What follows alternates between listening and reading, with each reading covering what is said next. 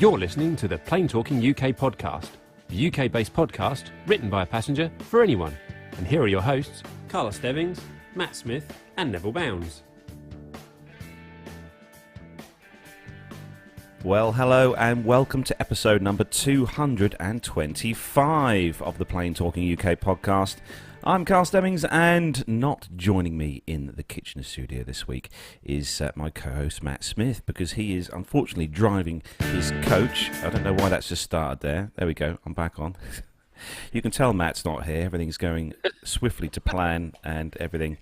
But I have with me, as always, via the realms of Google Hangouts, Mr. Neville Bounds. Yes, hi there, Carlos. And yes, you're looking very summery in your very fetching top there, I suppose. Very, very good indeed. But, yeah, it's warm, had a great isn't it? day yesterday with the airline pilot guys, just down the road from me, about an hour's drive away they were. So it was Captain Jeff and Captain Nick yesterday. So that was a very pleasing, and they're off to Riyadh today to have the grey stuff at the military show. So we're going to send off a build, obviously, to APG for the use of you, Mr. Bounds. Oh, yeah, please do. Yeah. What do you think the cost should be for them for the day? Oh, many thousands. But, yeah, no, it's all good and nice to see the guys. So, and of course, I haven't seen Jeff since January, I guess. So, yeah, but it's great to see him again. Excellent. So we have got some other awesome guest host joining us on the show today. So we're going to welcome on first. He's back again by popular demand. It's the host of another amazing podcast over in Australia, Plane Crazy Down Under. So welcome back, Grant McHerron. Hey everyone, how are we doing? Yeah, back by popular demand. Oh, that would be my mum writing in, right? Something like that. I think it was a blanket email from Kit. Now I know you're pulling a leg. So how are you, Grant? How are things? Yeah, not bad. Been pretty busy. A couple of weeks ago, we just crossed over the line of the dreaded financial year change, and I was able to, sort of just do normal hours of work, and then, now we're back to abnormal. I've got a stack of new things I've got to look after at my day job, and helping a friend get an AOC sorted out, and other friends get ops manuals up and running, plus also trying to do stuff for the ABF, the Ballooning Federation. So, sleep. I've heard of this, but I figured, hey, I need a break, so let's have a chat. And on that note of ballooning, how's the ballooning going? Have you been up ballooning lately? No, we were supposed to go flying on Saturday, but unfortunately, the night before I was looking at the forecast and everything was saying you're going to have fog. So we decided not to bother getting up real early just to cry and cancel. So one of the guys went off to a party. I hung out with Miss Kit watching videos and drinking beers, and we canned it. Sure enough, the next morning, according to all the stats, as Melbourne City was fine, but out where we would have been flying was completely fog bound. So, that's life. Oh well, not to worry. You should be here in the UK. We're having some awesome weather. Excellent I believe weather. You've actually got above 28. yeah. We have in a few places, yeah. But also, we have got another very special guest joining us on the show this week, and he is the host of the Wings Over New Zealand podcast. So welcome onto the show, Dave Homewood. Thank you very much. It's a pleasure to be here. So Dave, tell us a quick little snippet about what exactly you do. Well, I've got the Wings Over New Zealand Aviation Forum, which has been going since 2005, I think it was. And that's New Zealand's biggest aviation website and aviation community online. And from that, in 2011, I created a spin-off, which is the Wings Over New Zealand show. And the show is a podcast. I interview interesting people in aviation and all sorts, a lot of veterans of World War II, right the way through to airline people, warbird restorers and air show people and all sorts of things. So every episode's a little bit different from the last with my show. And I've just put out episode 184. And that features a 100-year-old Spitfire pilot giving a talk at an event that I recently ran in Christchurch a Wings Over New Zealand forum meet. So, yeah, check out the Wings Over New Zealand show if you haven't heard of it. Excellent. We'll chat a bit more with you about that later as well. So we're going to welcome everyone into the YouTube chat room this morning. All the usual family members all in the chat room. A few mentions to everyone. Don Sebastian's back in there this week. Liz Piper, Auntie Liz is in there. Falco, good morning to you. Richard King, Richard Adams, Neil Lamwarn's in there as well. He must be up seeing the guppy over at Brunty, I expect. We've got, I'm scrolling up here, we have got Richard King. Have I missed anyone out? Hopefully not. And I can't see the chat room, so if there's any messages of pertinence, please relay. And Owen as well. Owen is in the chat room, so good morning to you, Hi, Owen. Hi, Owen. Everyone's favourite cabin crew person there. So good morning to everyone who has joined us, and also Ray Davis as well has joined us in the chat room. So hello to you, Ray. Good evening, Ray. Good evening. Yeah, let's just say good evening. Yeah. So it is the 15th of July, and it's just coming up to 10:30 in the morning here in the UK. But we have got loads to get through this week, including a great interview from Bruntingthorpe that me and Nev done a few weeks back. So if everyone's ready, we're going to do some aviation news. So if you're ready, Nev. Yep, definitely. If you're ready, our guests. Yeah, I'm good. Let's go.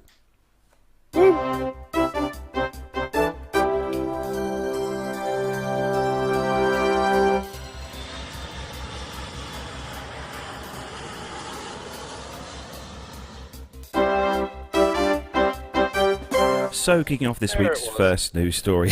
What was that, Grant? Oh, I thought he dropped it. It sounded like it had just cut out before the final blip. So, what with me here in charge of things? Never a chance. Right, so first news story is on the Seattle Times, and the headline is something that's been in the news a bit in the last few weeks, and it's not your imagination. Airline toilets or restrooms are getting smaller. I can definitely say they are after my last experience with an Airbus. So if the restrooms or toilets on your next flight seem a bit snug, don't assume you've picked up a few pounds. US airlines are increasingly putting smaller toilets on their aircraft, and the economics of the decision means they're probably here to stay. As labour costs rise and fuel prices surge, airlines are taking advantage of travel demand to squeeze in as many passengers as possible. Knee-bashing reductions to legroom and elbow-crunching cuts to seats to size are well-known tactics. The latest is to retrofit old aircraft and order new ones with svelte lavatories that allow for extra rows of seats.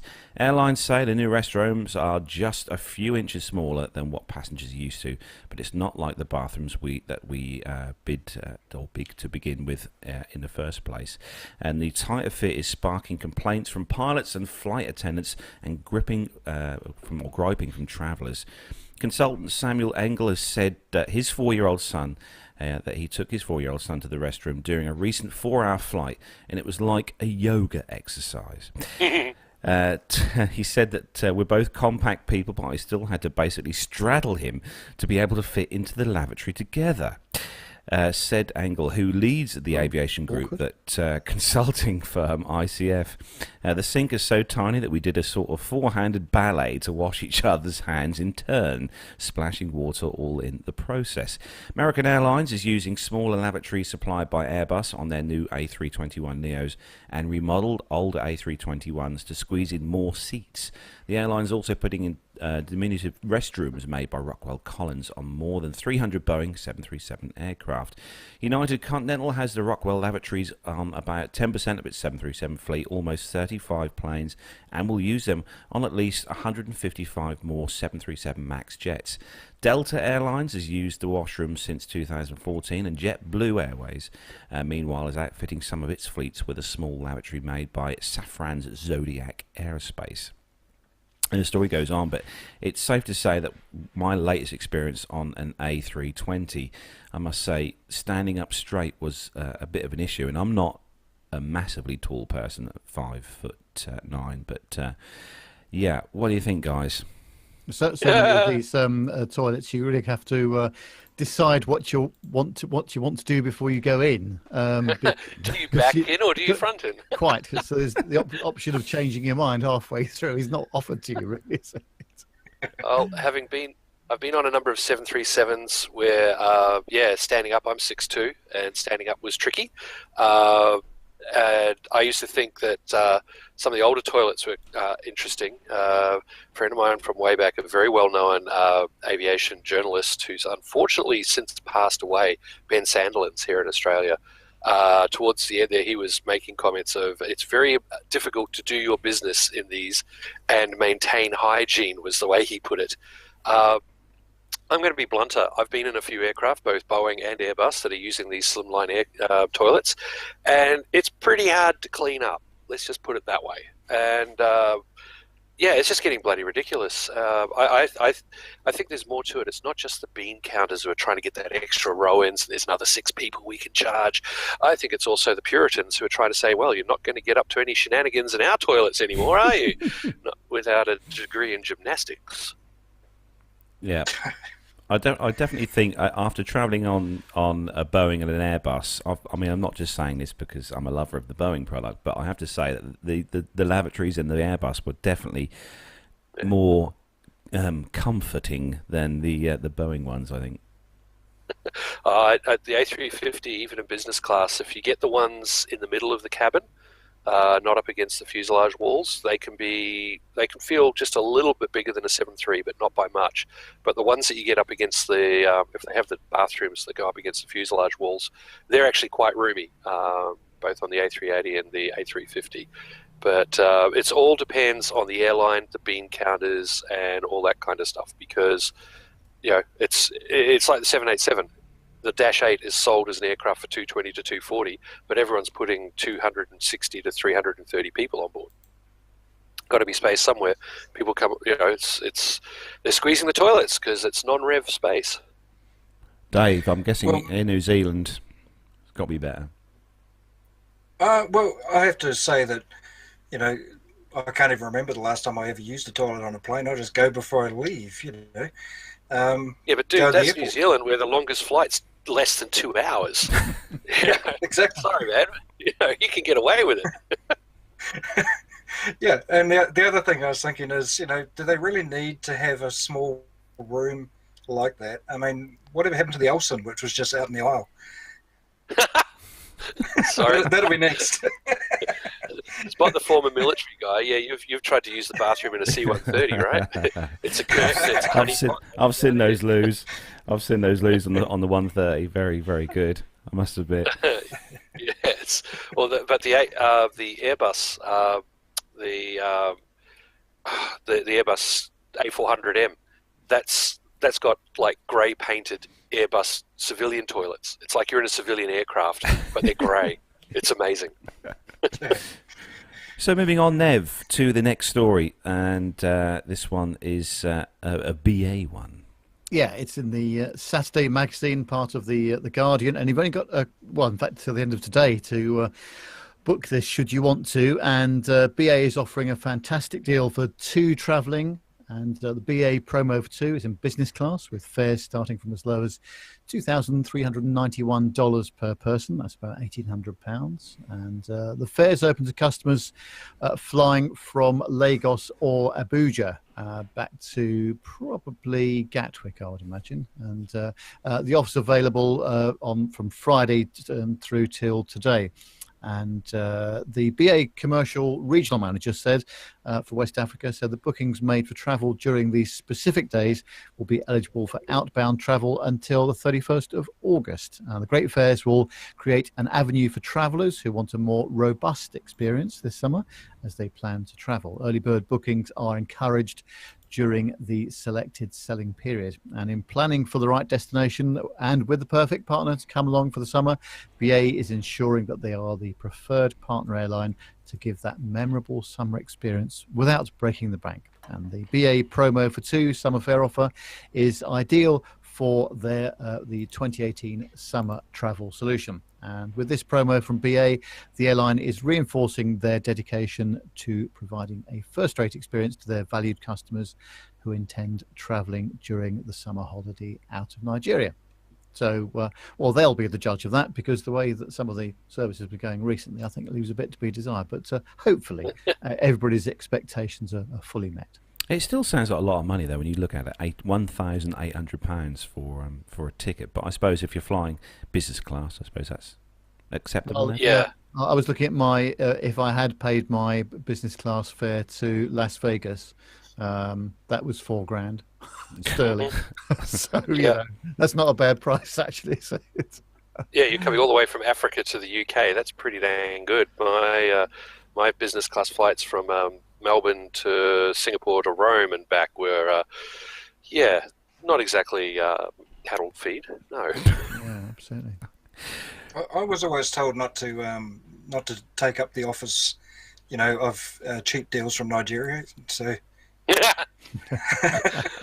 I am Nigerian Prince. I offer you special deal. yeah, exactly. Actually, isn't that Lagos, Nev, as one of Captain Nick's favourite destinations? Yes, that's right. And what did he say to me? That his favourite part was V1 at Lagos, I think is what he said. Oh, dear. So moving on to the next story then, and this story is one especially for you, Grant.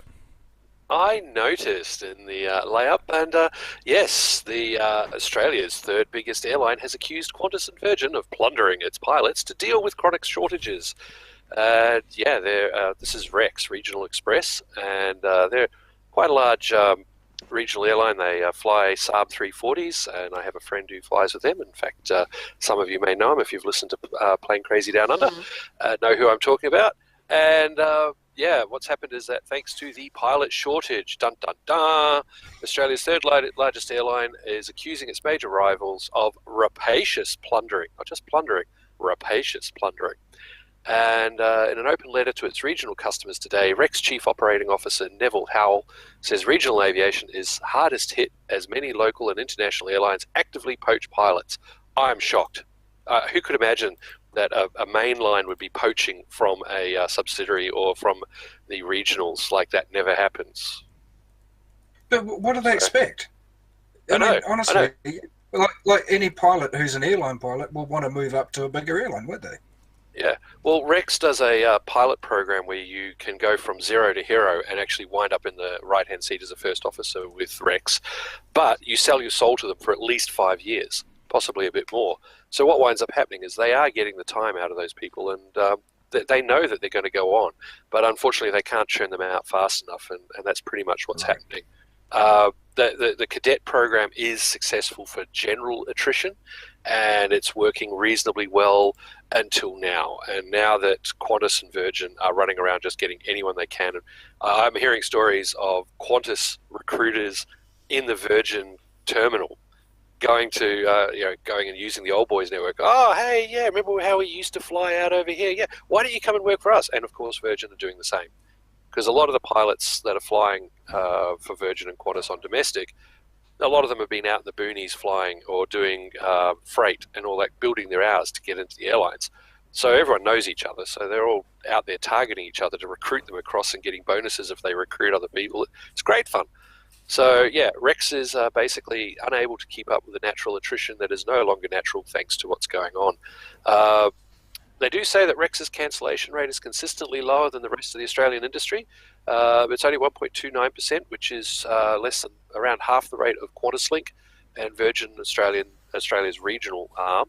But they're going to keep pushing pilot recruitment, etc. So it's what's happening. It's what's going on. It's indications that things are hotting up in the pilot market. Again, this is why some airlines and so on are trying to see if they can't get away with single pilot operations. God help us. Qantas has set up their own pilot academy once again. This is about the third or fourth time they've done it. A friend of mine who's now flying A380s, he went through they had a cadet scheme, and he went through that, and it was just in time for them to have a glut of pilots. So he did nothing for a few years, chased around, did other things, and then they gave him a call and took him on. So everyone's doing these cadet schemes to try and get the pilots in and make sure they're trained properly and bring them online. But just skimming down to see if no, that's rugby. Who cares about that? It's not even real. Well, it's not even real rugby. It's league, mate. It's league. Oh, So even- okay. yeah. Oh, well, that's different then. But so basically, Rex is having fun retaining captains and even first officers because the big two are out there trying to get everyone they can. So I'm guessing Rex then, Grant, is like a regional kind of short hop airline. Yes, Saab 340 turboprops. I think it's about 25 passengers, somewhere around there. I could be wrong, could be more. But about a 50-seater, I think. On that's 50. There you go. Yeah. Oh, my bad. a certain person that we know who, if they are currently listening, is going to be screaming into his headphones. But they operate at bases. They've got one in Sydney, Melbourne, and at Adelaide, and they run regional into the areas. So from Sydney, they get across to Dubbo and Wagga. Actually, I think they do Wagga from Melbourne. I'm not sure, but so they're the small inter-airline regional kind of operation that then feeds into the bigger ones. So where are they getting their pilots from? Are some of them being poached from smaller airlines? Well, funny you should mention that, because they are getting ones through their cadet scheme, which is fine. But they're also out there poaching from freight guys, from the guys out in the boonies doing charter or tourist flights around Lake Eyre, Wilpena Pound, up north doing cattle mustering and things like that. They're poaching them out from there. So, it's not like Rex isn't sitting there going, "Oh, hey, we'll take you." And there's a dearth of instructors in some areas right now because Rex is grabbing all the instructors, and some of them are also going over to the bigger ones as well. So, it's not like they're at the bottom of the feeding chain and not doing this themselves. Yeah, that's right. So, Dave, the next story is all for you on the drovers.com website. Especially for you, this one chosen. Okay, this is the Air New Zealand leases EVA Air Boeing 777-300ER to cover for... No, God, that isn't... Is that the one? Well, that was the next one on the list. Should be... Am I wrong, Nev? Is it the next one is the Drovers? No. The next one's number 4 on the list, Dave. Oh, okay. What am I looking at? Jumped I ahead see. Yeah, I've jumped ahead. Okay, gotcha. Oh no, this one. You're ahead. You're ahead in the time zone. You're ahead in the show notes. Okay. Airline serving fake meat burger infuriates New Zealand Prime Minister. Well, I'm going to stop you right there and say he's not the New Zealand Prime Minister. He's the acting Prime Minister. They mentioned that in the body of the text. That's good. And basically, this is a story where Air New Zealand has come up with some plant-based burger patty, and have decided to serve it on their aeroplanes. And it's had a very mixed reception, mostly negative by the public. And one of them is Winston Peters, our currently serving acting Prime Minister. He's the Deputy Prime Minister usually, but our Prime Minister's had a sprog, and so she's off work for a bit. Translate to English, she's had a child. Yeah, we can say the same. No, she's had a spawnling, some people would say. Yeah, so old Winnie has just come out in his usual way, where he's just decided that he'll make a bit of publicity for himself by saying there's no way that he's ever going to eat these burgers, and he's just been his usual self. It's not even really a news story. I mean, you don't have to have the have burgers. a look at who's posting it. Drovers. I don't know who Drover is. Who's Drover? I've never heard of them. It's international by the looks of it, and it's all about beef. And this is flights from LA to Auckland, and I reckon Winston is probably. Ooh, wouldn't you say he's got some sponsorship there from a few beef producers in New Zealand? Being it's a lot of lamb, but there's also a lot of beef in New Zealand. Well, yeah, I mean, actually, quite a few years ago, the government was promoting lamb burgers, and I believe that some of the airlines had lamb burgers on board, and that is our main meat industry, is lamb, and then beef would be the second, I'd imagine. Yeah. There's some things. I say some things that don't taste quite the same when they're reheated, and one of those things is burgers. I think, if you're going to cook a burger, you cook a burger and eat it, not cook it and then kind of have it Freeze, 3 or 4. snap, freeze it. Snap, yeah. Oof. I mean, this is for the international flights too. I must say, we don't get food when you fly in the domestic. You just get a biscuit and a cup of tea or coffee. So I'll never get to see one of these, I don't think. Well, the other bit is it's from flights from LA to New Zealand. It's not on every flight. And you got some guy from the New Zealand National Party, literally Nathan Guy, and his spokesperson for agriculture, biosecurity, and food safety, shared his displeasure with the decision on Twitter, and goes on about how New Zealand produces the most delicious steaks and lamb on the planet. I know a few Argentines who contest the steaks bit. GMO and hormone-free. National carriers should be pushing our premium products and helping sell New Zealand to the world. Mate, you're coming out of LA. So who knows what hippie crap you're getting out of there, man? It's like, they're not going to take Kiwi steaks all the way across and then all the way back. That's crazy. I'm also skeptical. I'm a skeptic of anybody who can take some plants and make it taste like steak. I mean, there's something going on there. There's a few things going on in that front. There's actually, I'm hearing that there's a few, not so much soy, this is soy-based, but there's a few other ones that are coming out with vat-grown beef and things like that. They're actually growing meat in vats and trialing that. And yeah, look, they're definitely going to need bigger toilets. And on that note, moving on to the next story.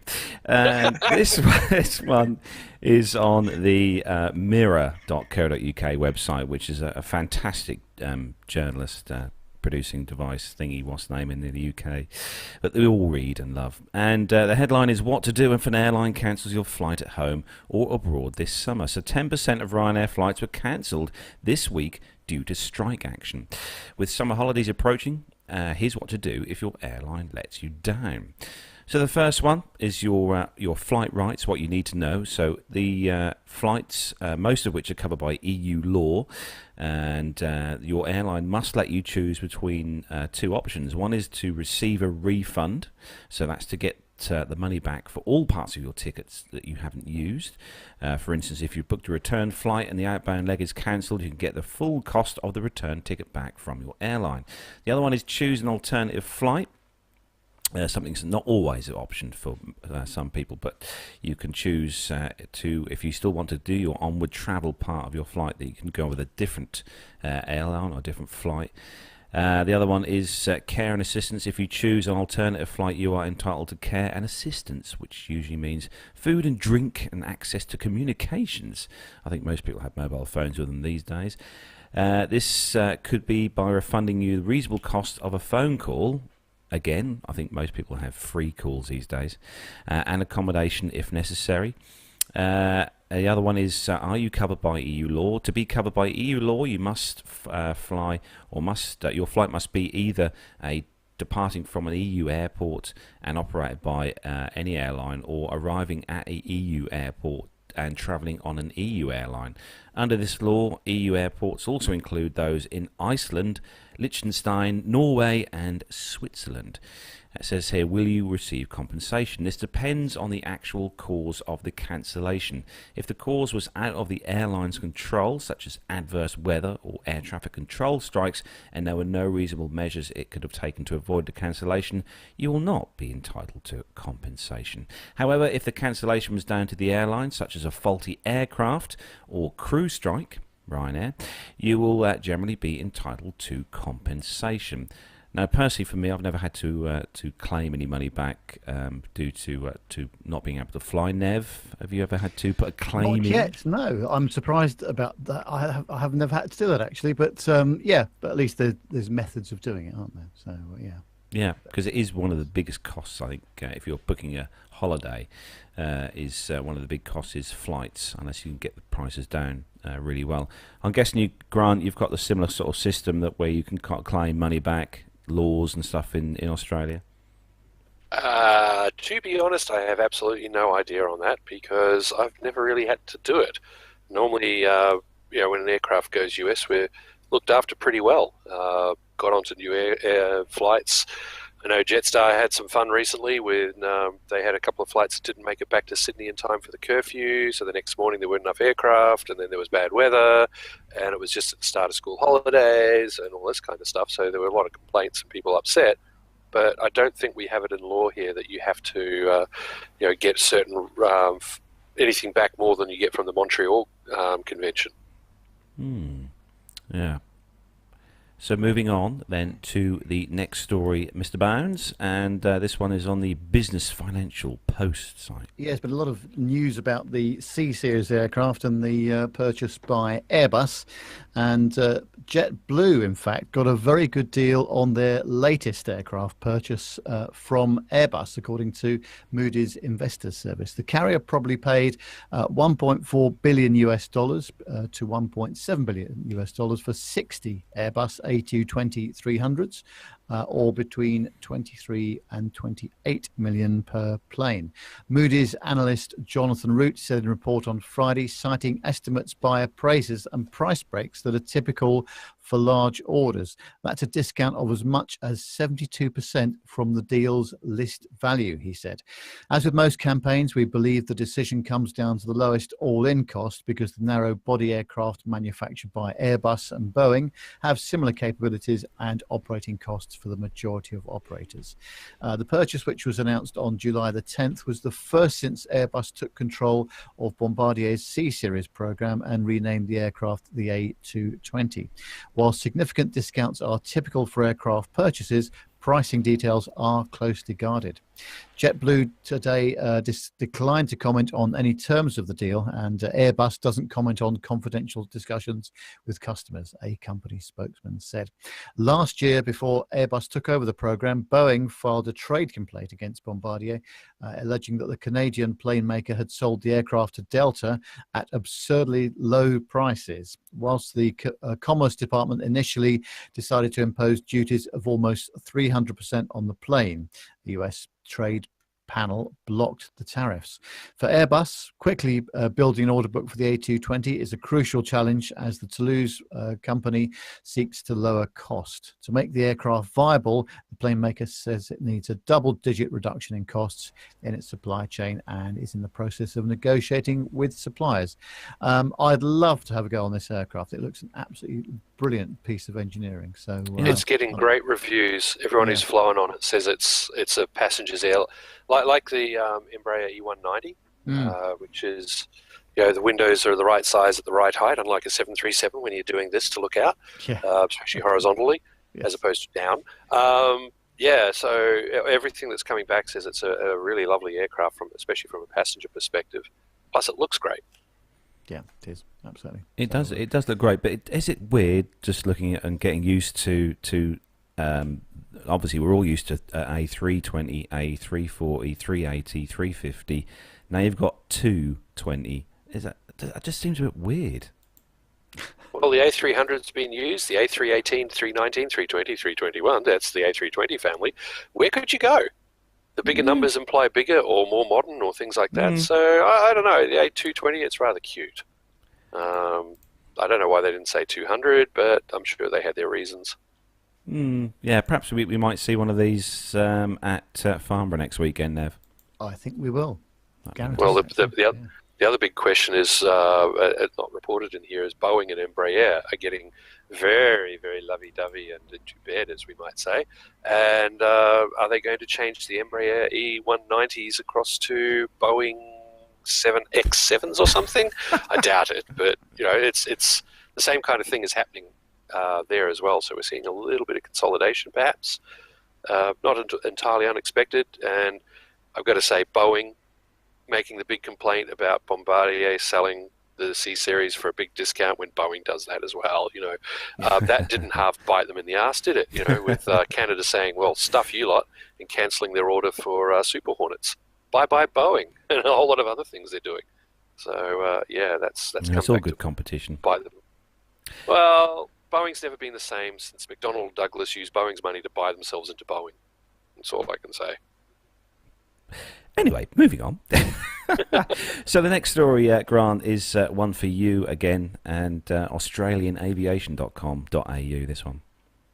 Yeah, that's right, mate. The registration VH Echo Alpha Mike is once again adorning the tail of a super constellation.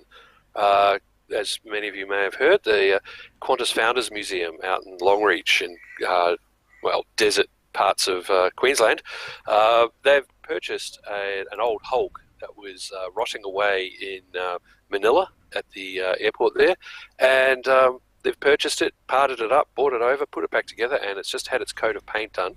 And if you get the chance to see this, either by looking at the show notes or if they're able to put it up on the screen at the moment instead of my silly mug, Qantas Founders Museum restoration of a Lockheed Super Constellation it purchased more than 3 years ago has reached a significant milestone with the external restoration of the aircraft fully complete.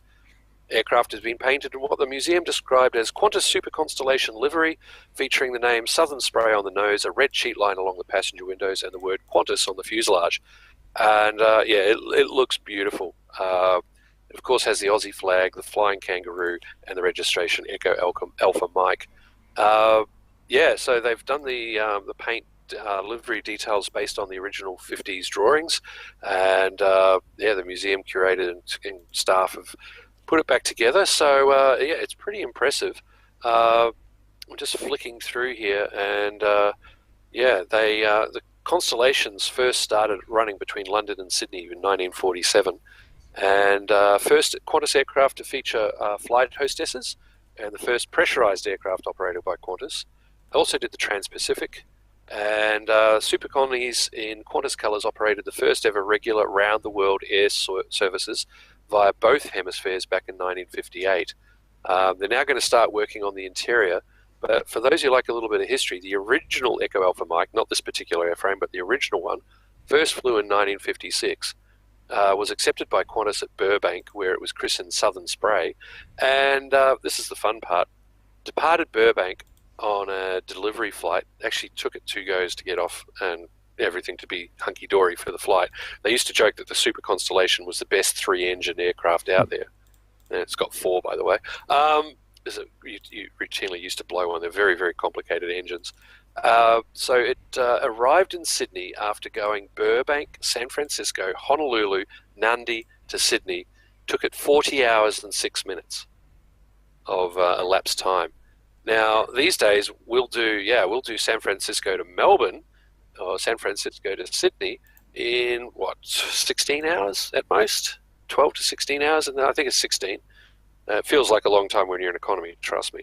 But so that was, I just thought that was really quite cute. 40 hours and 6 minutes to get from Burbank to San Francisco and down to Sydney via Honolulu and Nadi. That's a long lot of flying.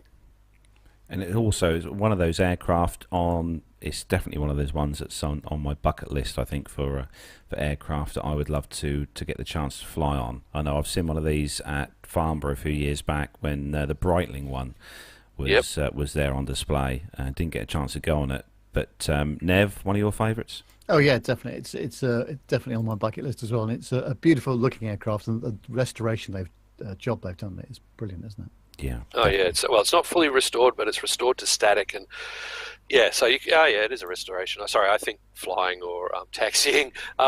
But interestingly, there's 2 flying constellations that I'm aware of. One is the Breitling one, and the other is the HARS one, the Historic Aircraft Restoration Society at Wollongong, just south of Sydney. And those 2 aircraft are 1 number apart in their serial numbers. So basically, I think the HARS Super Connie came off the line one aircraft before their sisters, basically, and I think it's the HARS one is 1 number older than the Breitling one. But the 2 groups work quite closely together about maintenance and flight operations. I've had the pleasure of going on board that HARS one and recording an interview with the boss of HARS, actually sitting in the cockpit when we did the Wings Over Australia tour for the Wings Over New Zealand show. That was that was with Bob, really Bob cool Delahunty. To get on board that aircraft. Yeah, Bob Delahunty. Yeah, and it was it was fantastic to actually get inside and go up and sit in the cockpit. Yeah, quite a complex little flight engineers panel on the right hand side, isn't it?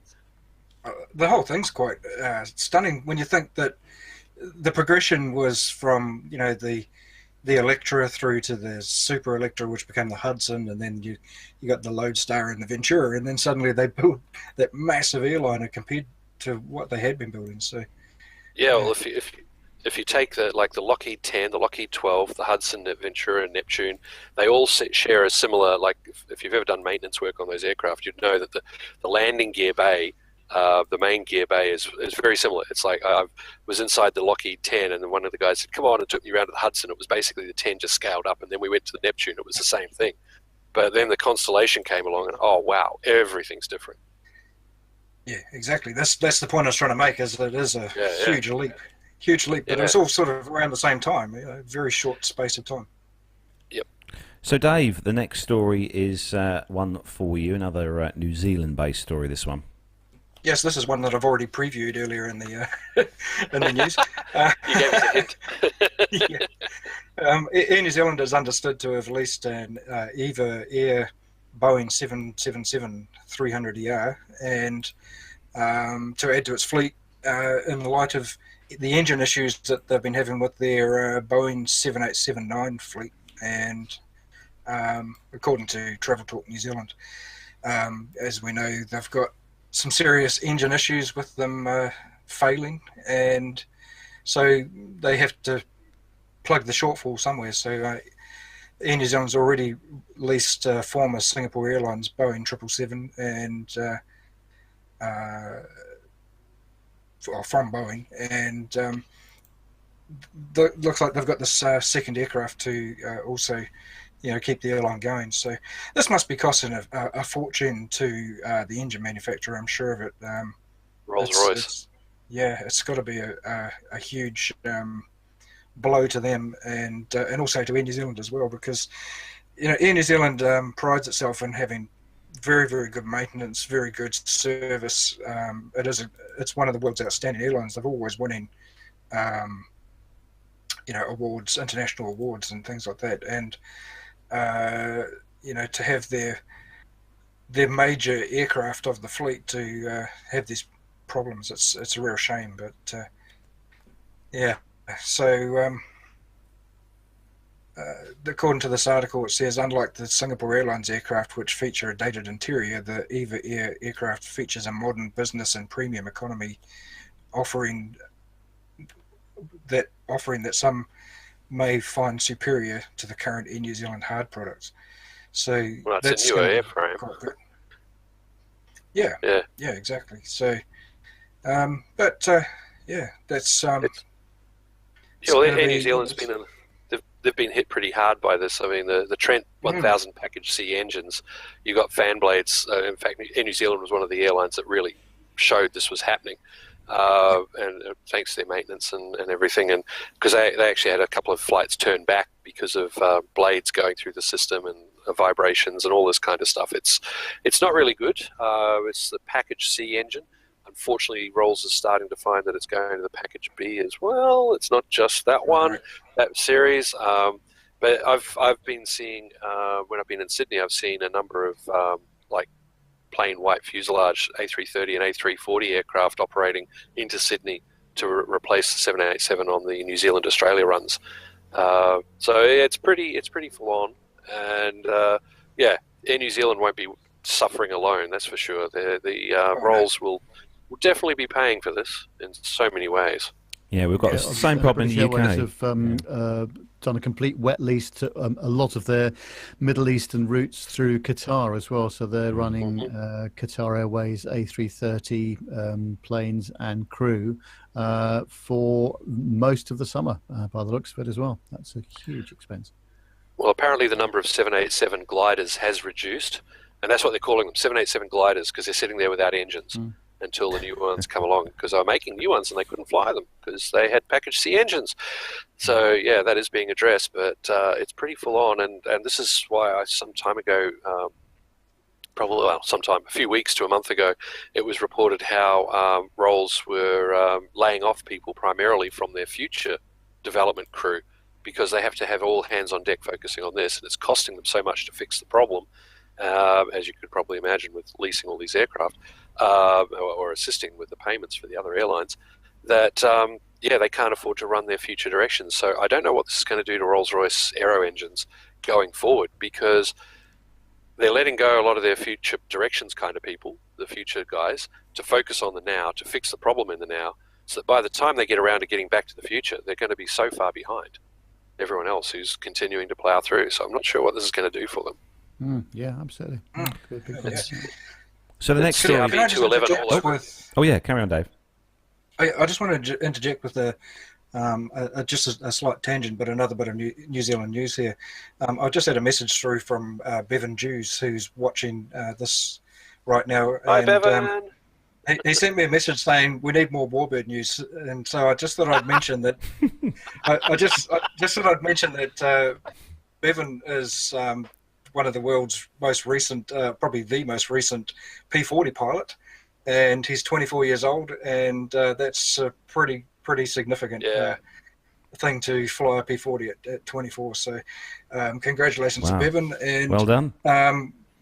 One thing that wasn't mentioned earlier when Grant was introduced, he was introduced as having his show Plane Crazy Down Under, which of course is now no longer around, but he's also my co-host on he's also my co-host on Wings Over New Zealand live show on Warbird Radio, and next month we'll be having Bevan on that live show to talk about his experience with getting in the P40 and various other things while he was over in Australia just recently. Oh, there you go. You heard it here Bevan, first. see, Oshkosh flying. It's coming up soon, and this is as close as I'm getting to Oshkosh and all those fields full of P51s, P40s, and everything else. I miss that. That's so cool. It's one of those air shows I want to try and get to, really, but perhaps Mate, it's not an air show. Perhaps It's next experience. year. Yeah, I know. Anyway. So the next story is on the dside.com website. I'm going to win the lottery this weekend coming. Anyway, so the dside.com website, and this is all about the Beluga. We've covered the stories in the last few episodes, but the Airbus reveals maiden flight date for the Beluga XL, weather permitting, of course, which at the moment will be fine. Airbus has revealed the date when the new Beluga XL will fly, and the supersized transporter, freshly painted with a huge smiling face, will take to the sky from its Toulouse base next Thursday on July the 19th. That's this coming Thursday. In an update on Twitter, the plane maker revealed the date and said that the flight will be broadcast live. And they said on their Twitter feed that we will be very excited when it's time for our gentle giant, the Beluga XL, to fly the nest. Join us on the 19th at 08:30 GMT for a live periscope to witness this moment, weather permitting. The first of 5 next-generation oversized cargo airlifters, the Beluga XLs, have been going through the final preparations for its first flight this week, with rejected takeoff testing, the situation in which it is decided to abort a takeoff of the aircraft.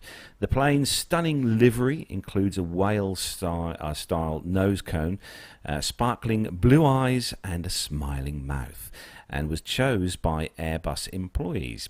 The 6 designs we propose for consideration by employees respected our brand identity while running from the conventional to the unconventional, even adding a touch of fun, explained Tim Orr, Airbus head of branding.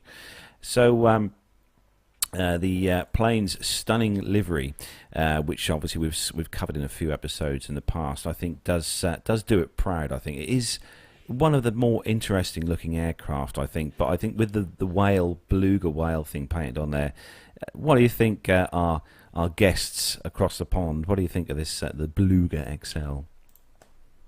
I think it's awesome. I think it's cute. I reckon it looks really cool. Yeah. I got up close and personal with the A300, the original Beluga. This one, of course, is based on an A330 airframe, but the original Belugas were made on an A300 airframe. Yeah, where they chopped and dropped so that the cabins, like the cockpit's, much closer to the ground. I was at Avalon and up and around where everything was parked, and lo and behold, there was the Beluga way up in the area where the public weren't allowed. And Yeah, I got up close and personal with it, and it's an incredible aircraft. They used one. I think they bought an Apache out, and also it was the MRH-90 that which we're using now.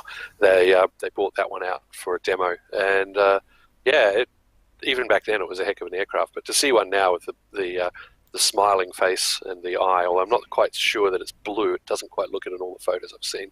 But yeah, I think it's cute. It's great. Perhaps you'll be able to track this one on Flight Radar 24, Nev. Yeah, well, let's do that. That'd be a good idea.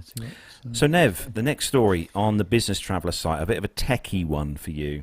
Yeah, there's lots of in-flight Wi-Fi being offered now across various air carriers, and El Al is one of the latest ones to have launched its new in-flight Wi-Fi service powered by Viasat. And plans for the service were outlined at the unveiling of the carrier's New Path initiative last year, and the inaugural flight was fitted with the technology that took place between Tel Aviv and Paris this week. A total of 15 787s and 737 aircraft are now offering in-flight Wi-Fi, with El Al expecting to connect the majority of its fleet by 2020. The carrier said that 128 devices were connected on the inaugural service, with more than half of passengers filming and streaming videos on services, including Facebook Live. They're offering 3 different packages. The basic one, enabling passengers to use instant messaging applications and access emails. The package is free on international flights between Europe and North America during an initial launch period until the 4th quarter of 2018.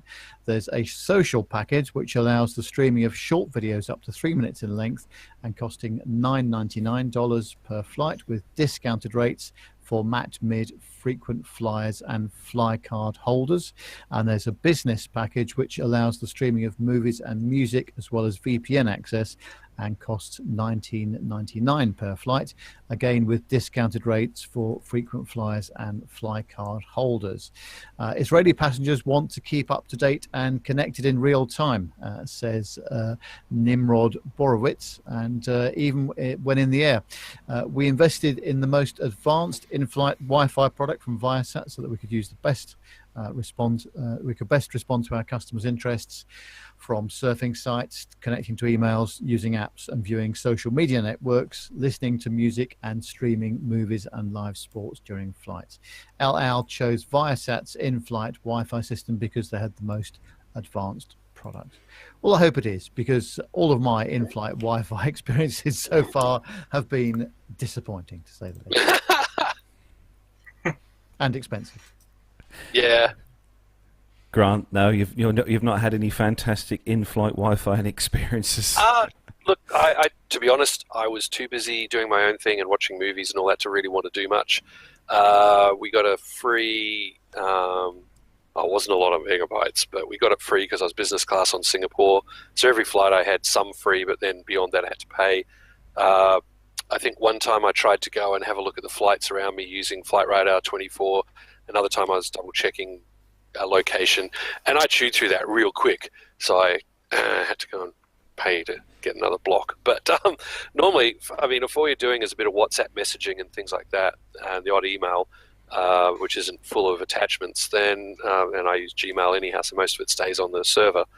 And yes, I know I'm being tracked, it's fine. But the important stuff is not on the Gmail, trust me. But, 50 meg to 100 meg is quite enough to get you through a number of hours if you're not really trying to use that much. So that's why the basic isn't too bad to be free, because a lot of airlines don't offer the free, but maybe as part of the opening deal they're giving it a whirl and seeing what happens. 128 people doing streaming, that is pretty good compared to these days, compared to how it was a little while ago, but it's still not a lot. If you've got a whole lot of people on board trying to stream, let's face it, 128, that's a half-loaded, three-quarter loaded 737, isn't it? Well, what about a 380? If you've got let's just say for instance a Qantas 380 with however many was that? 500 and 450 or so. Yeah, people all streaming Netflix at once. Yeah, no. Give me that satellite. I want that satellite. That's just for my plane. Thank you. It gets like that. So, Grant, the next story is specially for you. This one would normally kind of be a Matt story, but we thought we'd give you this one this week. probably because of the line bleeding from the ears. Yes, and in honour of Matt, who is not here, I will endeavour to cover a Ryanair, his favourite airline. So, Ryanair passengers bleeding from ears as flight makes emergency landing in Frankfurt. Oxygen masks were deployed on the... I'm all choked up. Oxygen masks were deployed on the Ryanair plane when the cabin became depressurised, forcing the pilots to make a sudden descent. More than 30 Ryanair passengers, some bleeding from their ears, were taken to hospital after a plane was forced into making an emergency landing in Germany. Oxygen masks were deployed when the cabin became depressurized, forcing the Dublin to Croatia flight into an emergency descent. Some travellers received medical attention following the diversion, with Der Tagesspiegel reporting that 33 people required hospital treatment. Local police told the newspaper that some passengers were bleeding from their ears, while others complained of headaches, earaches, and nausea.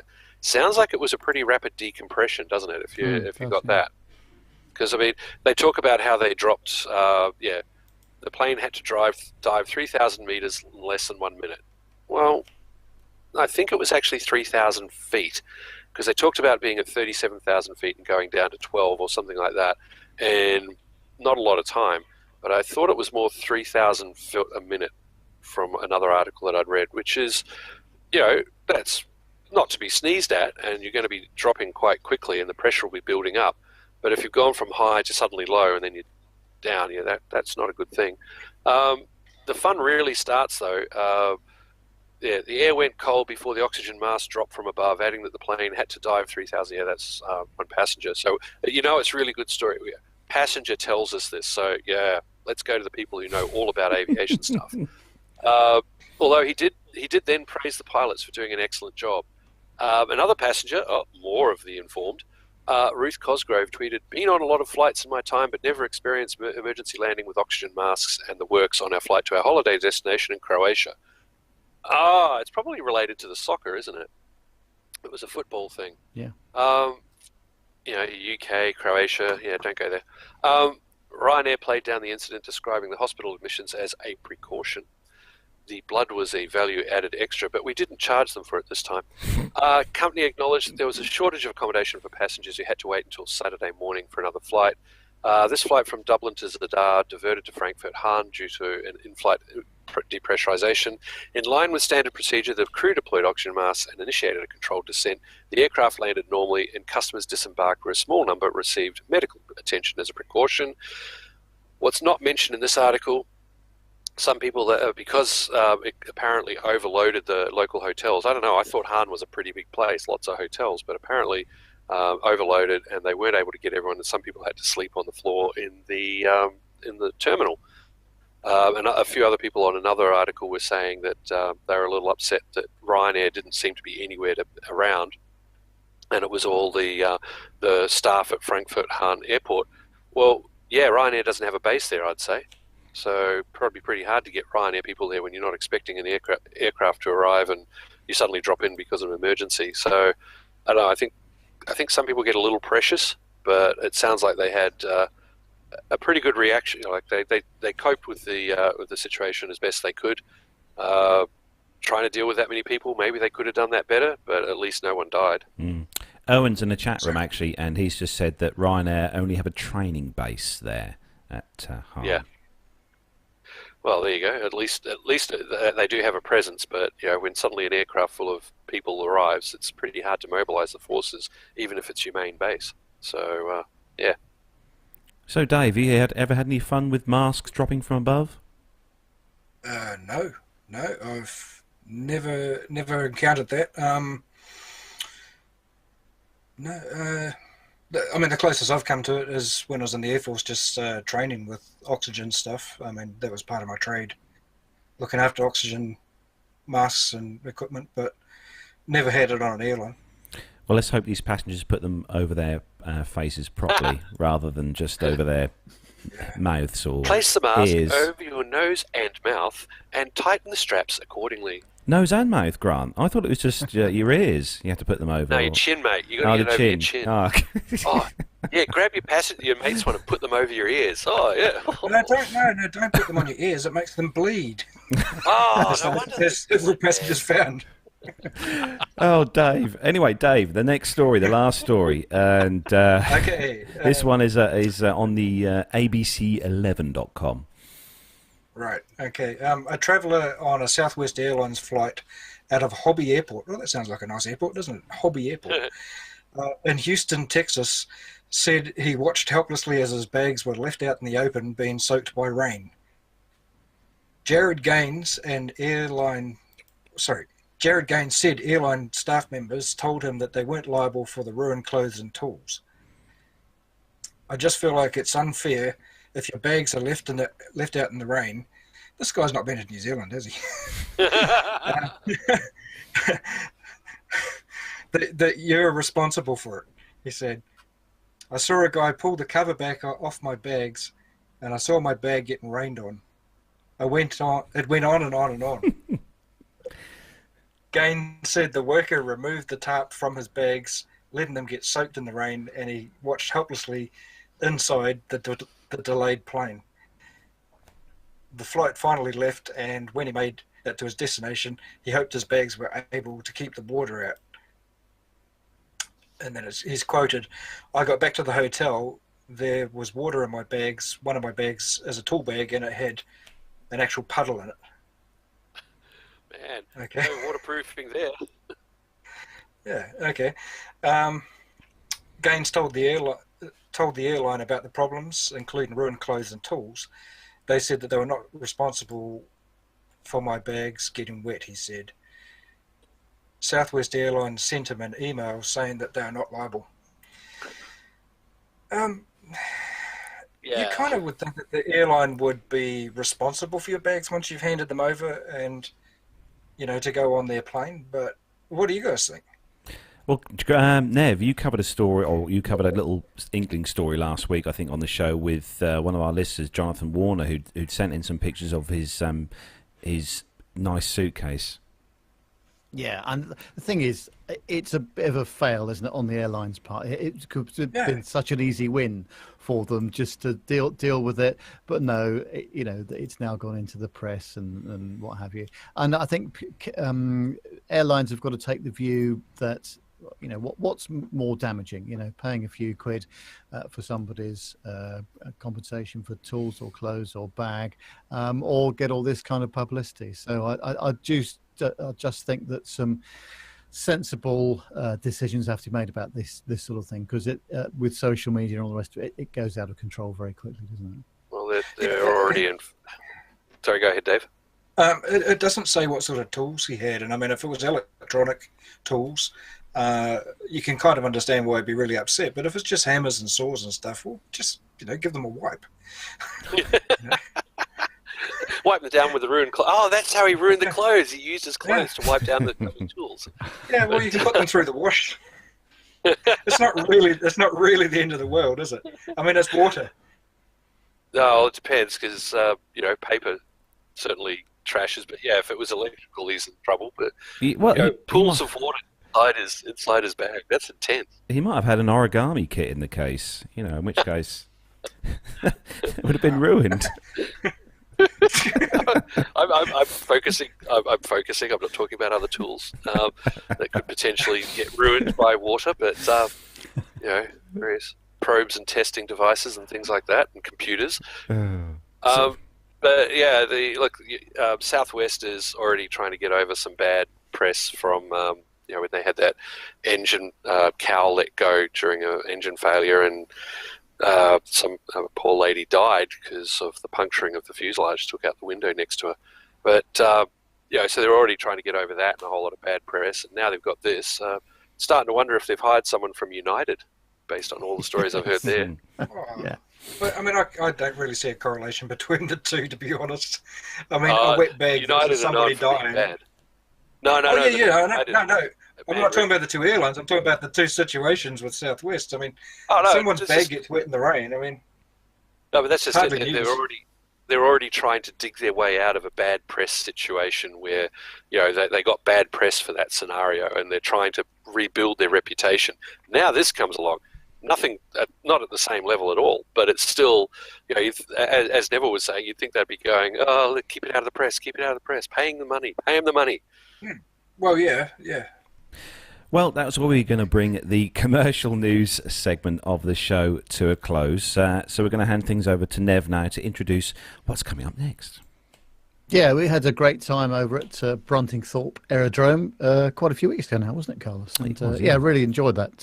The weather was good as well, which was fantastic. So we did a number of interviews over there, and up next it's the interview that Carlos and I did with pilot Chris Hayward on the VC-10, which is the ex-RAF transport aircraft. And it makes for some really interesting listening. And Chris tells us all about how the aircraft was operated. So let's have a watch and a listen. Okay, so we are very privileged indeed to be on the flight deck of a VC-10, and we've got Chris here with us. And Chris, tell us a bit about the aircraft we're on. Oh, this aircraft used to be, it was originally built for BOAC in 1968. It served with BOAC until they became BA in 1975, and then was retired in 1980. After that, it went into store at Abingdon for about 10 years, and then was taken to British Aerospace down at Filton, flown down on a one-way ferry, and was sold to the RAF and converted into the tanker you see today, and served with the RAF as ZD-241 with 101 Squadron. So you serve with the Royal Air Force. What's your role? I'm currently on the Sentry. That's my on the Sentry. Yes. Okay. Which is again, it's an interesting thing because it's a 707 based airframe, which shows, because design wise and concept wise, it's about 10 years behind this airframe. So actually, this airframe is quite modern in flying terms. So did you do the taxi run today in this aircraft for this show? Or? I did, yeah. I sat in this seat today. Today was a bit momentous for us. It's the first time we've taken people down the back who've actually paid for the privilege to be on board and donated to our fledgling charity to support the aircraft. We had 40 people down the back who all donated £50 with the privilege of being there, and actually that's going to help cover our costs into the future, because unlike the smaller jets, ZD-241 as a VC-10, it takes a lot of resources to run the aircraft. As an example, our insurance bill is somewhere around £3,000 a year, and each run we do, we're burning probably somewhere in the region of £1,000 worth of fuel. Wow. So it's not cheap to run, but to sustain this aeroplane, because really as a VC-10, with Bruntingthorpe as the home it has got a sustainable future, and our aim is to keep it going for as long as possible. That's great. So have you ever had a chance to fly in the past on the aircraft itself, a VC-10? I did. I had a tour on the VC-10. I was on 101 Squadron from about 2007 to 2011. So deploying all over the world into the Middle East, the Falklands, and ZD-241. It was generally the Falklands jet, so you'd spend a lot of time in the Falklands flying down there. So good fun flying in a nice quiet environment, unlike here. Without much other air traffic around, being a nice little place. So lots of fond memories flying this particular VC-10. So the Conways that power the aircraft, the VC-10, I mean, from the flight line when this is doing a taxi run, they are incredibly noisy. But obviously, being rear-mounted engines, sitting up here on the flight deck, is it quiet? It is, and actually, when the aircraft is at idle power, you can quite happily have a conversation with anybody on the flight deck, just like we're having now, without worrying about being on headset or anything like that. It's only really when you put the power on and you kind of go about 3 or 4 seconds after you put power on, you really get that roar coming through, that guttural roar coming from the back of the aircraft, which then kind of pierces through the whole aircraft. But compared to your modern aircraft, your CFMs and stuff that you get on your 737s or the aircraft flying out of the Sentry, which is kind of more of a buzzing noise in the background, this is it really was silent and swift, as I say. So we've done some filming just before we come up to the flight deck here of the cabin area, and one of the things that I think the listeners and the viewers will see is that the seats face the opposite direction to what most people were used to on a passenger jet. Is there any reason for that?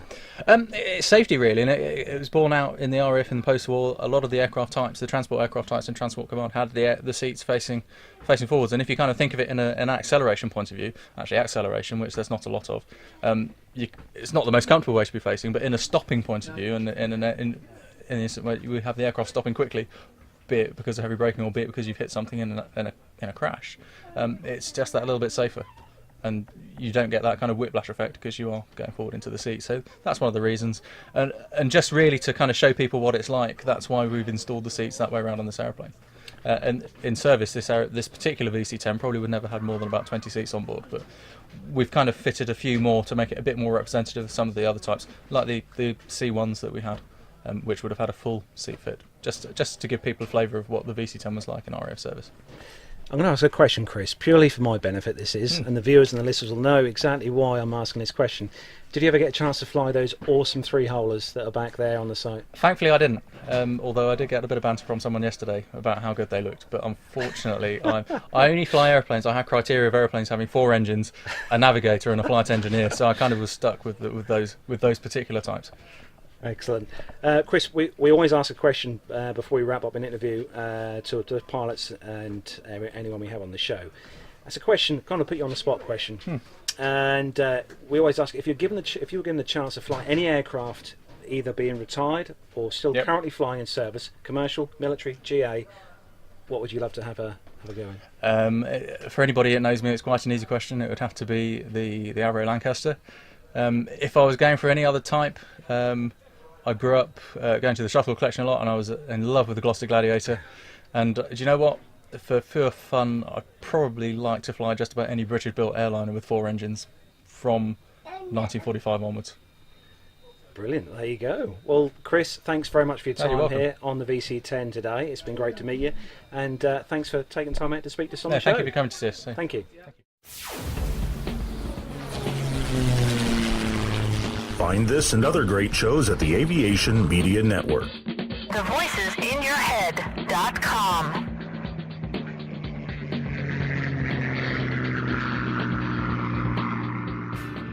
The Plain Talking UK podcast is a voluntary project that aims to keep you informed with the latest aviation-related stories from newswires across the globe. Producing our content does cost money though. If you enjoy our show, why not help us keep on the air by making a donation towards the server and website hosting fees through PayPal. Any contributions would be greatly appreciated. Are you an Amazon user? If so, why not do your shopping through the link on our website? There's no cost to yourself, and Amazon pay us a small referral fee on qualifying purchases. To find out more about the show and to meet the team, take yourself to our website www.plaintalkinguk.com, or find us on Facebook at facebook.com/plaintalkinguk, on Twitter via @plaintalkinguk, or get in touch via email on podcast@plaintalkinguk.com. Thanks for listening. Flybe 5823, Trent Dane for 23 Manchester, Wizz Air 6X, climb flight level 210, direct to Bretlands Park. United 123, maintain 280 knots. London 2TME, turn right onto Bravo, link, 21 join Alpha, hold at Mora, Speedbird 472, LOC/TME, approach runway 27 left, follow the green stand 544. That's enough air traffic control for today, Nat. Bedtime. Have you ever wondered what it would be like to fly a commercial passenger jet? Looked up at the sky and thought, I wish that was me? Well, now anyone has the chance to have a go at flying in a real aircraft simulator. NP Simulations and Flight Experience London, the only official Boeing licensed product of its kind in the UK, offer you the chance to fly anywhere in the world in their fixed-base Boeing 737-800 flight simulator. And that's not all. Ground School London offers many different courses for the up-and-coming pilot looking for a start in aviation. With prices starting at just £109, the sky's the limit. So for the ultimate flight simulator experience, or engaging preparatory courses, including those for schools and colleges, check out the websites at www.london.flightexperience.co.uk and www.groundsschoollondon.com, or call on 020 300 40 616. NP Simulations. Fly your dreams.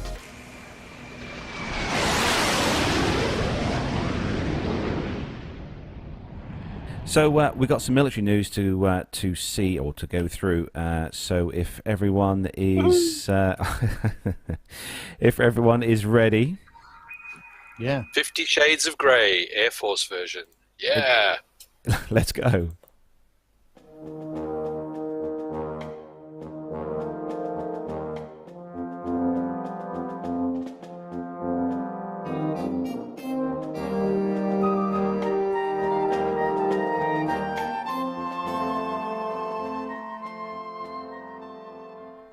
Why do things always break when Matt's not here? Anyway. Job security for Matt. I know. So the first news story is on the Royal Air Force's website, raf.mod.uk, and it's good news. It's Royal Air Force receives 20th Atlas Transport aircraft. So the Royal Air Force has taken delivery of the 20th next generation Atlas Transport aircraft as the programme continues to meet the key development milestones. Secretary of State for Defence Gavin Williamson announced the arrival on Thursday, at a gala dinner at the Royal International Air Tattoo, which is happening over at RAF Fairford this weekend. The aircraft was handed over to the Royal Air Force Base at Brize Norton, home of the UK's Air Mobility Force. This coincided with crucial trials to test the Atlas's ability to deliver cargo by parachute and undergo air-to-air refuelling using a Royal Air Force Voyager aircraft. Atlas, which contributed to hurricane relief in the Caribbean last summer as part of Operation Ruman, is currently deployed in operations in the Middle East and replaced the C-130 Hercules in South Atlantic this spring. The newly delivered aircraft has formally entered service with the Royal Air Force, ready to begin crew training ahead of operational deployment. The International Atlas programme, being delivered by Airbus, is supporting around 8,000 jobs in the UK. In total, the UK has ordered 22 of the Atlas aircraft, which are expected to be delivered to the Royal Air Force by the early 2020s.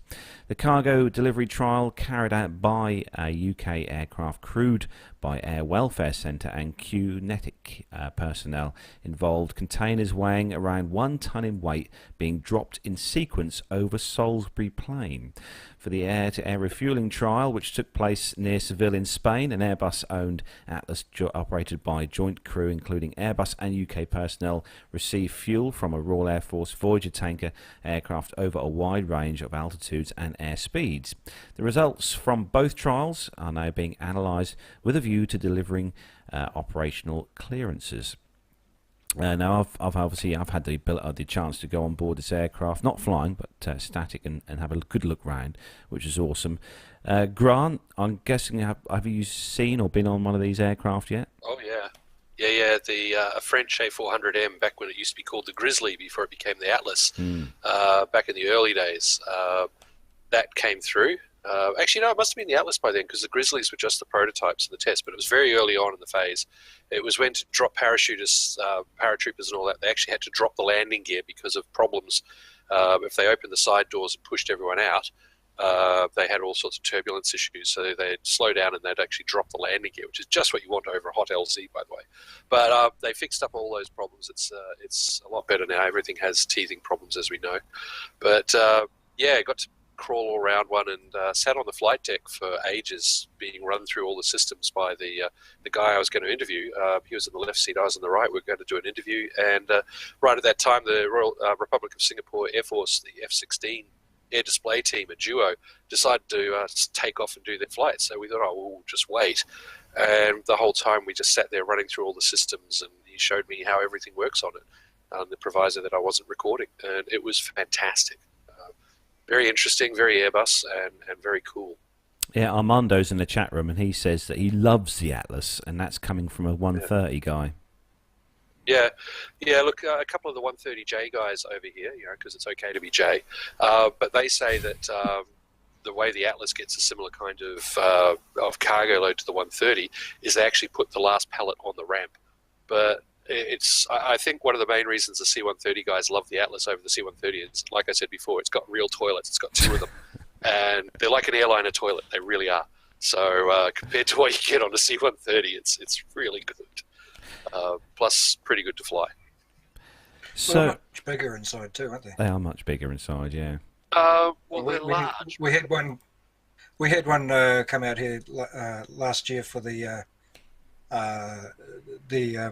Air Force's 80th birthday, and it was on static. It was a Royal Air Force one, and it was on static display, so you could walk through it. And I was very impressed how big it is. It's certainly a lot more capable than our current Hercules fleet. So yeah, you've got the Super H's, which are pretty much an E with a whole lot of upgrades.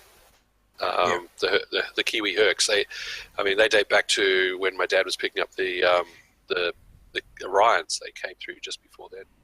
So in 1965 we got the first 3, and the other 2 in 1968, and they're probably the oldest ones flying now. in the Western world, definitely. Yeah. There's old C-130s flying around the planet, but in the Western kind of, first world kind of air forces, I think they are pretty old. One owner too. That's the same owner. They were built Little old for lady. us. Yeah. Upgraded a lot. Used to fly it on the way to church. So, Nev, the next story is one for you.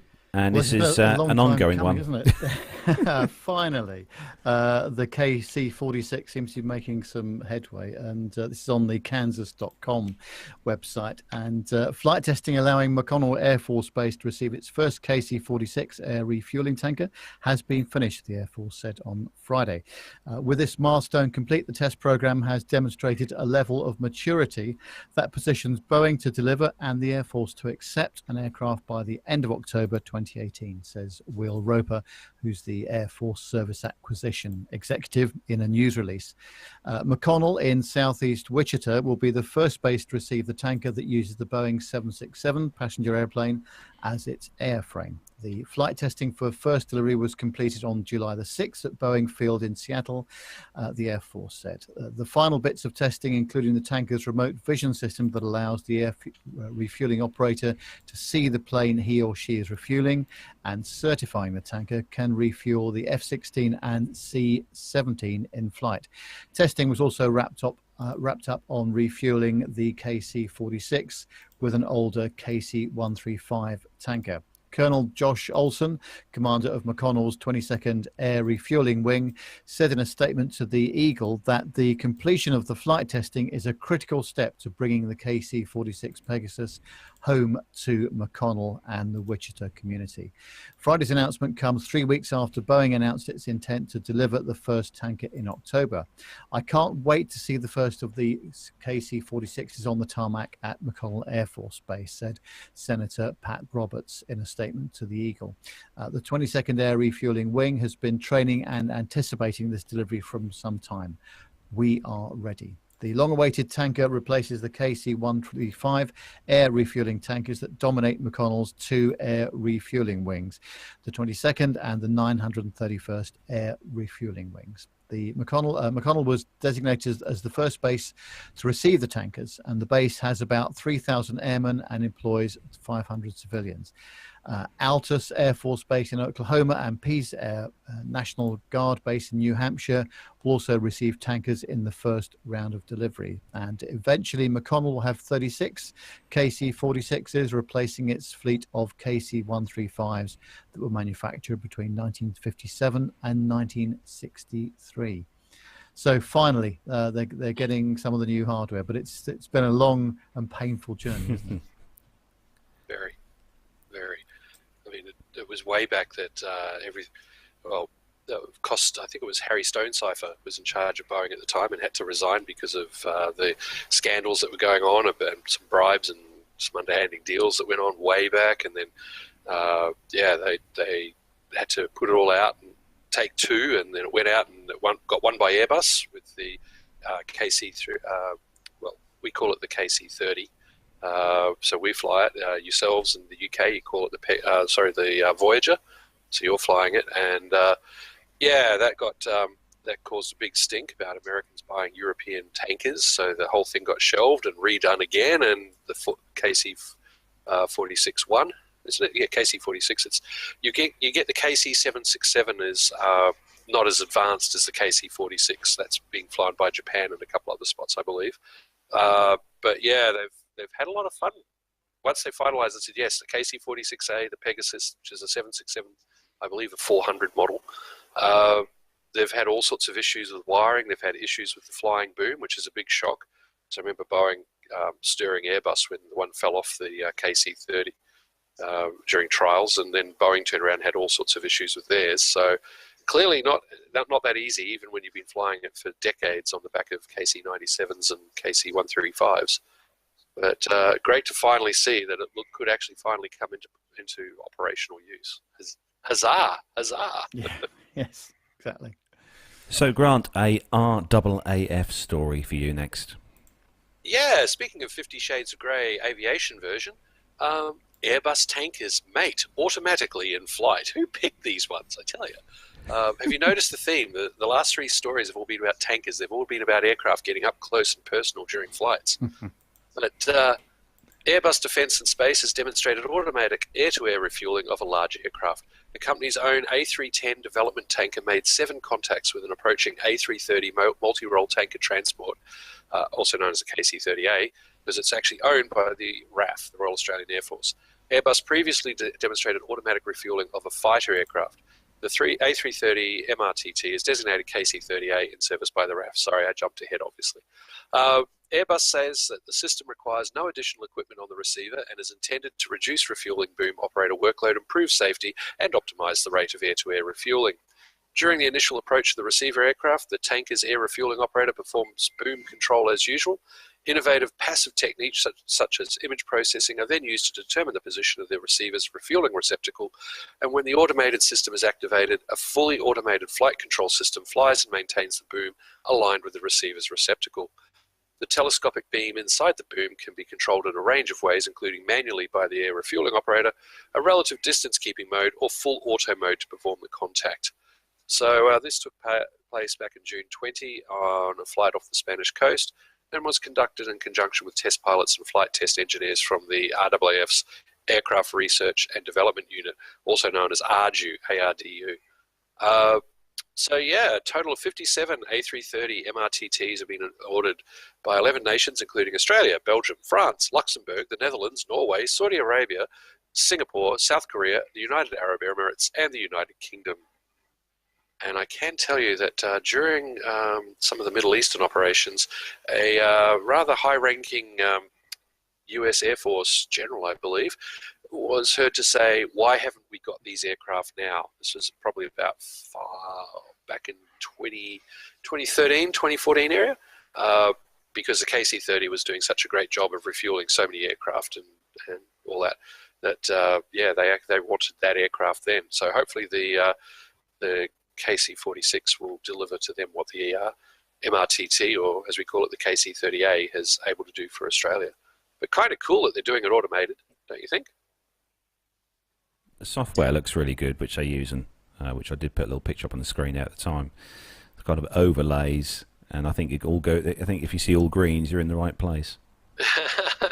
Yeah, pretty much. And yeah, look, it was interesting. I've been on these aircraft a couple of times. Unfortunately, I haven't had a chance to fly on them. Steve, my former co-host, he's been fortunate to fly on one. But we were on board and discussing things with the flight crew, and it's pretty much a standard A330 flight deck up front, looking forwards. Behind you, you've got the boomer, well, as they call him, the ARO, the air refueling officer. He's got a sort of 3D stereo tank vision. He puts the glasses on, looks into it, and sees a 3D image, and is able to, so it's like he's in the back looking down, but he's actually up front facing backwards. So it gives him the depth that he needs to be able to mate up the equipment and connect. But otherwise, for the pilots, it's pretty much just like an A330. There's a couple of course, military radio and other equipments like that. But the big thing is you go into Airbus, of course, have flight laws in the computers. And you push a button to say, hey, we're doing air-to-air refueling, and it changes its behavior. So it can handle, especially when a larger aircraft's coming up behind, you get a big bow wave of air off the other aircraft, and it'll push the tail of the tanker up. And it's designed to accommodate all that. So pretty cool. Oh, yeah, messages coming through. You've got mail.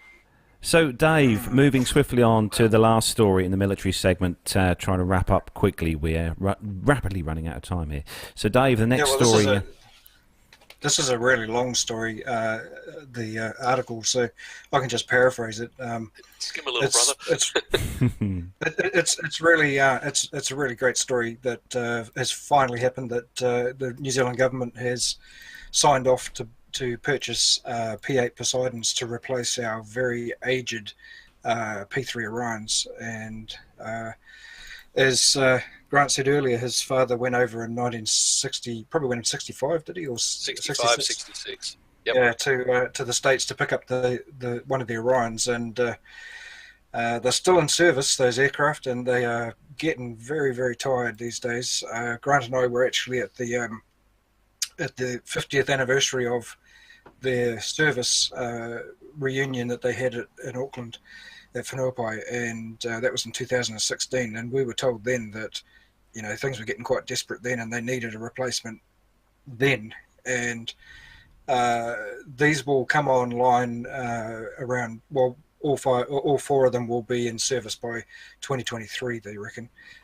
So I think the Orions are going to be around for a little longer yet, and we have 6 Orions in service, but I think they usually only have about 3 of them on the line, and we're replacing them with 4 Poseidons. They're costing $2.3 billion New Zealand money, which is a huge purchase for New Zealand. It's a massive purchase, but successive governments have mucked around so long, extending their Orions twice with life extending programs, that the second one really shouldn't have been done. They should have replaced the aircraft then, but that was the government at the time.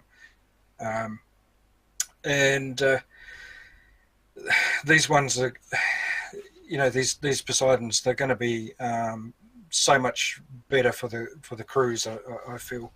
The squadron, number 5 squadron, they cover a massive area of the Pacific Ocean. They're always out patrolling our fisheries. They do a lot of search and rescue. They go all the way down to Antarctica and all the way up into the tropical Pacific, covering basically our massive area of neighbours, and there's a lot of illegal fishing goes on, and a lot of all sorts of things goes on in the Pacific. So they're very important aircraft, and this is going to be great. Yeah, it's one of those aircraft that I saw last year at RIA actually, and it was good to see them there up close, but they wouldn't let us on board, funnily enough. I can't think why, but they're a bit reluctant to let us on board the aircraft.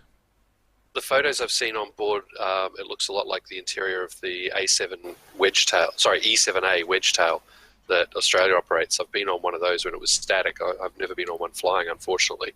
But a lot better having been on a P3K and also an Aussie AP3C. The comfort level is through the roof compared to the tack rail on an old Orion, because the P3Ks are pretty much a P3B that's been upgraded quite a bit. So I believe, Dave, they did the wings, didn't they? They replaced the wings. Yeah, that was the first major Project Rigel. Yeah. They replaced the wings, and with the second major overhaul, all of the electronic equipment was done, and the airframe was done, and basically, they overhauled them, but they were really only extending them for 10 years, and the extension program ran long. They need to be replaced. But the digital signal processor on the P3K2 is now almost on par. I think it's pretty much the same as what's on the Poseidon, which is amazing. Exactly. Yeah, their kit is really good on the P3K2. In fact, I don't know why they couldn't just take it out and stick it in the new planes. But well, if you ever get up close and personal with either the P8A Poseidon or the E7A Wedgetail, have a look at the engines. You can sort of see it. They've got a photo here in the news article of an artist rendition of a P8A with the Kiwi 5 Squadron emblems on it and all that. You can just see near where the red markings are for the caution jet inlet, you can see a blister, a bulge on both of them. They're actually on both sides of the engine cowlings. What happens is these aircraft, because they've got so much electricals on them, they've put the generators from a 777 engine, which is the 777 engine's about the size of a 737 fuselage. It's massive, and they've taken the generators off them, and they've got them on both sides, and they're so big they have to put fairings, blisters on the cowling. So that's how you can. If all you ever see is a cowling photo and it's in black and white, you could tell that it's an E7 or a P8 because of those bubbles. And it's just they pump out so much electrical power for all the systems on board. They have to. The other really important thing about this is that all of our closest allies use them as well. The USA, Australia, Britain. Everybody's going to be equipped with them. So Yeah, we've just invested here in Australia at Edinburgh. They're putting in a massive P8 training environment. So the Kiwis will really be, I'm already hearing that, yes, indeed, the Kiwis have already been over checking it out and will be doing a lot of their training there, because it's designed that the Aussies can take people who have never heard anything about a P8, teach them to maintain it, teach them to fly it, teach them to operate it, all in our own backyard. So it's a no-brainer. I know the new Kiwi government came in, and unfortunately this deal couldn't be signed before the change of government. And then the new guys came in and, we got to put this on hold to make it. And yeah, sure enough. Yeah. Oh, look, it's the best decision we can make. Yeah, it was on hold for 8 months, and then he came out with the exact same thing as what was going to happen anyway. So, and now he's claiming it as his own. Yeah, of course. Typical of a new government. Politics. Yeah. So we are going to start to wrap up the show now, because Sure. it's Sorry, guys. Nev's roast dinner is waiting for him up at Prestwick, and I think he just got a message from Trump. So obviously he's got to go and meet, yes, that's right. you know. Yeah. And I think the Royal Flight's coming down to pick Nev up, which is quite nice. Oh, it was, yeah. So as we start to wrap up episode 225, then we're going to thank our guests, obviously, for coming on the show this week. So big thanks to you two guys. And Dave, just give your show a plug, and I'll put the screenshot up so people can see what the website looks like. Yeah, sure. The Wings Over New Zealand show is a podcast that I've been producing since 2011, and it's a wide variety of interesting topics of aviation, mainly New Zealand topics, but there's also Australian and British and all sorts of stuff in there, even a Canadian show. So we have a worldwide appeal, and all sorts of interesting interviews with people. And even though I'm the host, I try and say as little as possible, because I just want to hear what the guests want to say. So, it's you can find it at Wings Over New Zealand show. I guess you'll put the link into the page. Yeah, to the page. Yeah, I did just flash up on the screen there. And but yeah, take yourselves over and you could do obviously Google search. We'll put the links in the show notes and stuff for the show. So Grant, give us a quick plug for the show that you. Oh no, you don't do one. No, that I used to do the Playing Crazy Down Under show, and yeah, I'm trying to see if Steve's ever going to work. He's pretty busy sorting a few things out, and so the question is, are we ever going to do our final episode? Yeah, that is a good question. Have supplied for us our bumpers and things like that to say, farewell, goodbye, and all that kind of stuff. So long and thanks for all the fish. But it may be that we just fade away. I don't know, because between my time and his, we're both pretty times poor at the moment. But as Dave said earlier, you can also find me with Dave on the Wings Over New Zealand live show on Warbird Radio, and really looking forward to catching up with Bevan about becoming. I think he's got to be probably the youngest P40 pilot in the world at the moment.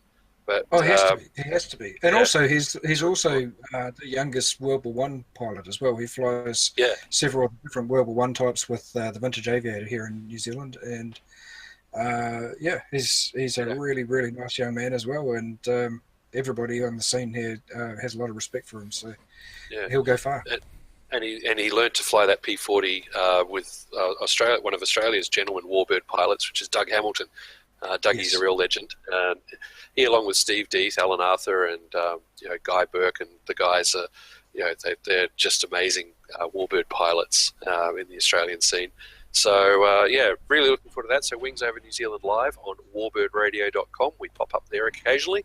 Otherwise, I'm jumping on shows like this and just flat out with the day job, trying to make sure that we do the best we can to support what the guys use when they're in the two-way firing range. But all good. Excellent. So Nev, and remember where we are next week. Where are we next week, Nev? Come on. Yeah, we're off to Farnborough. I'm going down there with Matt on Friday morning, and then you're coming down later on Friday, aren't you, Carl? Yes, Friday afternoon. Saturday and Sunday as well. So the three of us will be down there over the weekend.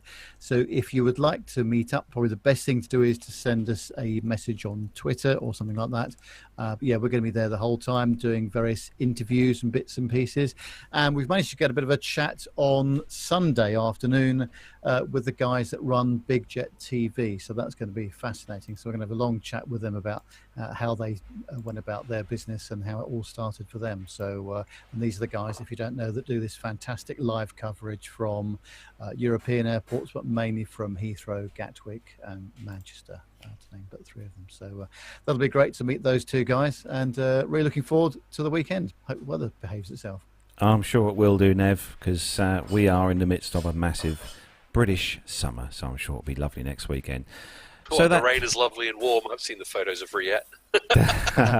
Yeah, that's a good point, actually, for anyone who is listening and maybe off to Riyadh today, or you should be on your way there or there even now. Don't forget to look out for Captain Al and Pilot Pip, who are both there today. And I think Captain Jeff is there as well, isn't he, Nev? He is. Yeah. Yeah. He is. Yeah.